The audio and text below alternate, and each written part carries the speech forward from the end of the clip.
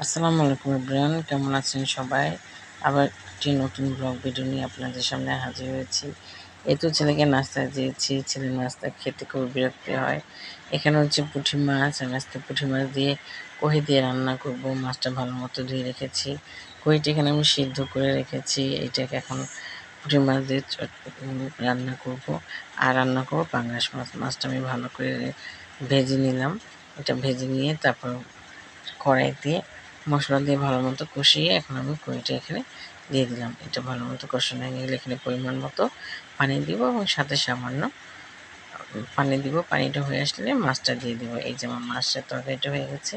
এখন আমি অন্য একটি কড়াইতে পাঙ্গাস মাছটা ভালো করে ভেজে নিয়েছি। ভেজে নিয়ে এখানে আমি এখন এটা পাঙ্গাস মাছটা আমি ভুনা করব।